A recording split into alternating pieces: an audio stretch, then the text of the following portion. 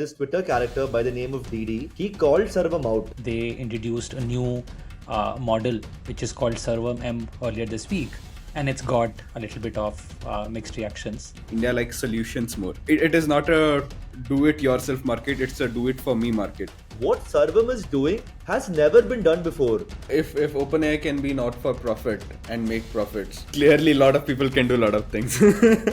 Is India falling behind in AI? Welcome to this week's edition of the Indian Startup Desktop. Let's go. Hello. Hello, everybody. If you're watching us for the first time, please don't forget to subscribe to our channel below. Let's get started with some funny shit from this week.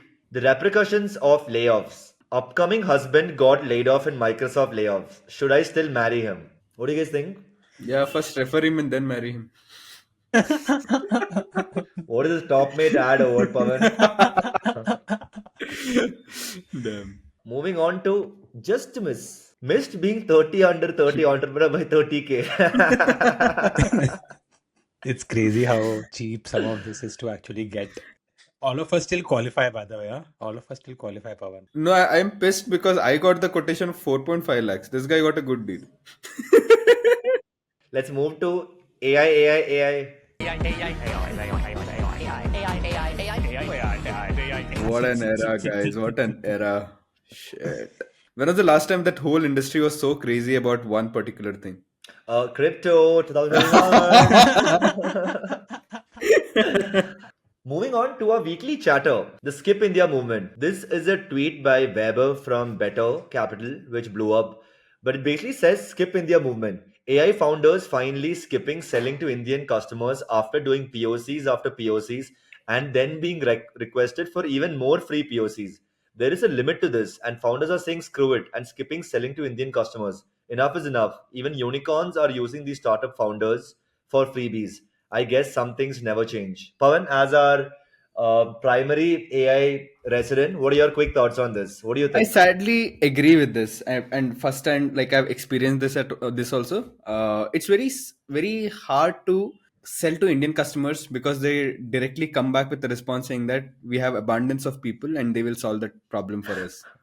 Yeah. And that's actually you'll get different flavors of the same response, but essentially this would be the main base that we have people, we are paying them already. So if you are doing something to reduce the burden on them, we are not interested in it. And like exactly what Vaibhav mentioned, it's much easier to earn $1 than to earn a rupee. That's true, actually. Saksham? I get what Weber is saying. We face that in some of the work that we are trying to do as well. But I also feel it's the short-mindedness. Like you can't be building globally and then trying to do POCs in India and then go outside. Like if you're not thinking deeply about the problem in India, then you can't expect Indian consumers, because Indian consumers are also very, very smart and they spend cautiously, is how I would put it. Good way of saying it, by the way. Look, Yeah. I don't disagree with both the sides, but I think the larger point that Weber was trying to make is that it's much harder to sell in India, primarily because one, the customer is price conscious, and two, the buying decision is never linear. There is going to be one procurement team, there is going to be the product user, there is going to be the leadership. There are multiple people involved, and it's just so hard to sell in India because they actually value. um price over the value of the product or service that they're trying to buy. And unfortunately, even in my line of business, we are slowly and painfully realizing this as well. So yeah, I do agree with what Bible was saying, but also there are a lot of great companies and business models and industries in India, like the quick commerce, fintech, D2C consumer brands that have done immensely well. So yes, Saksham, I completely agree with what you're saying as well. It's not always an apples to apples comparison, but look, if you want to build a business in India and you want to scale it in India, the playbook is not Silicon Valley specific. There is a different GTM Yeah. that you have to do in India, and that's going to be painful. And it's up to Yeah. you to figure that out, right? Yeah. Yeah, Absolutely. completely agree. One add-on point to what you mentioned, Pete, is I also feel that people who are decision makers in India lack a spine to take a decision and back it, saying that if we are investing so much on a particular decision, Yeah. we will actually make use of it. We will go ahead and convince people to use it. So they don't want to make Bro, that effort. I hear so much founder pain in this. Like, I feel you completely, brother. No, I'm sorry. Yeah. the truth is that there is no decision maker in India. The decision maker is ultimately the founder or the CXO who this project is under. So even though product managers, sales leaders, growth managers, marketers, etc., all say that they are the decision maker, chances are that if your CFO or your CTO or your CEO doesn't approve, even if you love the product, you're not going to do shit with it. Let's move on to our story of the week. Is India falling behind in AI? Even before we talk about the controversy, Saksham, why don't you jump in and just give us a quick TLDR on what the company Sarvam is, what do they do? But yeah, over to you. Awesome.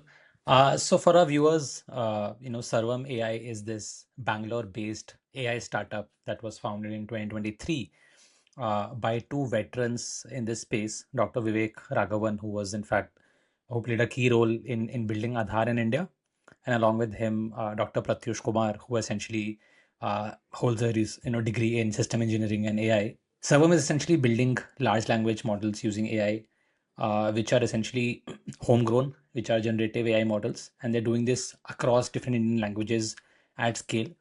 To this extent, they introduced a new model which is called Sarvam M earlier this week, and it's got a little bit of mixed reactions. So let's get into it. Yeah, so how this controversy all started is that look, Sarvam is the flagship AI startup based out of India.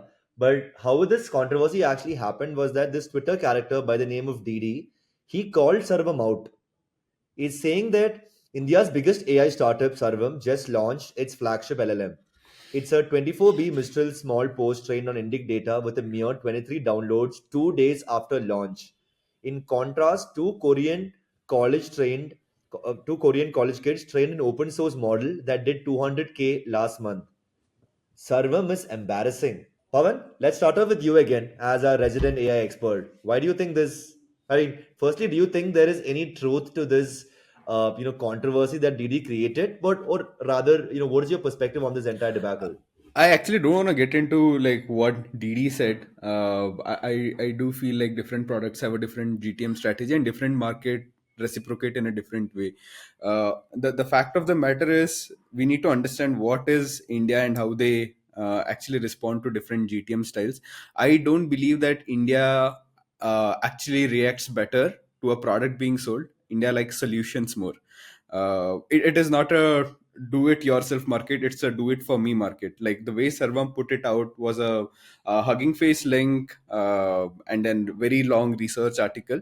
Now again, I don't want to comment on that research article because I don't feel qualified enough to talk about it. That's the problem with a larger set of people also. The people went into questions whether we should read and understand and appreciate it. Should we go to Hugging Face and download it, put efforts on it, and then understand it better? Largely, my opinion is that it would have been much better if they would have put like a lot of use cases, examples, demos, on how their model is better. What are the use cases that the model will cater to? Where can people use this model? What is unique about it? All in examples rather than a research paper. That's what my opinion is. Yeah, no, I think just doubling on that, Pawan, I think it's a very, very valuable point that you bring forth, right? Today, with hundreds and thousands of models existing in the world already, they should have clearly called out that with Servam, these are the four things that we want to crack first, and this is our attempt at solving for these four, five, six specifically, and not everything under the blue sky. And I think that's where it has, sort of gone wrong. And while, what Pete is presenting is obviously, Sridhar Vembu, who's a stalwart sort of in the industry, and is has worked in Zoho and was a founder. I slightly disagree with his opinion. I feel like today industries have changed from the way they used to operate 20, 30 years ago, irrespective of whether you were in tech or software or manufacturing, etc. And the race of AI is to some extent bound by time. So we should have seen slightly earlier adoption if there was true value that the model was actually adding. Fair point, right, Saksham? And look, I think this is the challenging part about it. Sure, now because ChatGPT launched a couple of years back, everybody is doing AI, AI, AI. We feel like there is an added pressure on Sarvam and any AI startup for that matter to start delivering results. But we also have to understand that before OpenAI released ChatGPT, for about about 7 8 years they were actually building this model. This is the first time that somebody had done that. Now once they launched it, all the other companies like a Facebook, a Google, and every other company kind of jumped on the bandwagon and released their own models as well. What Sarvam is doing has never been done before. Nobody has trained models on Indic languages. So technically, or I would actually look at them like they are doing what OpenAI did for the last 7 years. So just going by how much revenue they made, how much downloads they have, I feel like it's a very shallow way of looking at long term projects, right, Pavan? I agree with you, but that's also a problem what you mentioned in the same solution what you are saying, right? If Indic languages is the moat, why not focus on it? If you read the new research paper, it also talks about languages, it also talks about coding standards, it also talks about coding benchmarks, it talks about 100 different things. If you have a moat, if you have decided that this is what we are gonna work on top, why don't you just focus on it and double on it? And the other problem is also that it's not a model that they have built, it's built on top of Mistral. And Yeah. what Deedy mentions is that Mistral itself is better than the model that you have forked and built on top of it. That's what Deedy's point of view is. But so to say, I also feel that I'm pretty sure there will be a lot of people saying a lot of things, but people can put their head down and build, and that's what pretty much I'm sure that Sarvam team is doing. When we see a SpaceX failing in their third attempt to launch a reusable rocket, Indians are the ones who go there and say that, oh, they will be successful the next time. But Yeah. when an Indian company comes out and puts something for the first time, which is like 2 year old, these are the same Indian people who go there and come in and say that, oh, the money is lost. It's not even their money, it's not even India's money, it's some Canadian pension fund money which they have been riding on top of, so it doesn't even matter.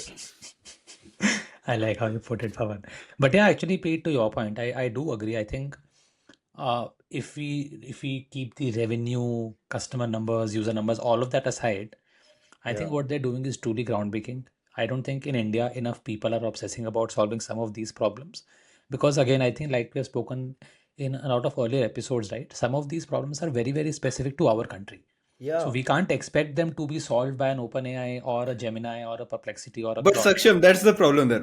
What is that specific problem that they're solving for the country? That So needs No, to come out. but Avan, what we are trying to say is that it's too early for them to even figure this out, right? And look, I'll you all know this, right? The importance of India having its own model and having its own large language is super critical right now.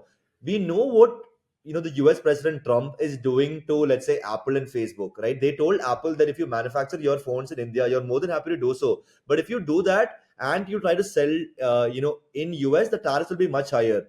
There could be a point in the very near future that the same tax is imposed on companies that are building in US, trying to sell to other countries as well. And that's what I think, that's the reason why I think a lot of us should start looking at the long term larger picture and start supporting these Indian startups, and not just criticizing them because of downloads, because of revenue, and they've just been live for the last few years, dude. Yeah, if OpenAI can be not for profit and make profits, clearly a lot of people can do a lot of things. Yeah, like NPCI as well. Oh God, I was just gonna say that. they I are knew you were going to say that. they are revenue positive. Okay, they are not profitable, they're revenue positive. You will. It's not called revenue positive when your numbers in like 10 digits plus, Pawan. uh, But it's good to see a lot of support that the folks from Sarvam have been getting from especially established people like Saksham oh, mentioned.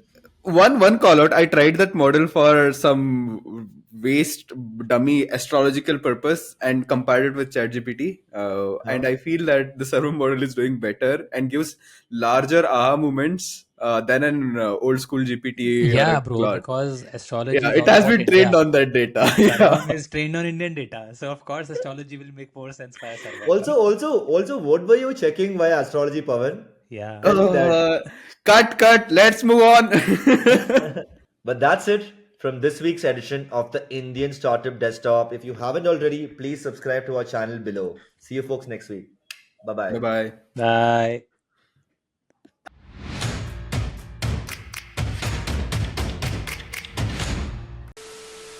Fair? Pavan, any closing talks? Nope. Let's move on.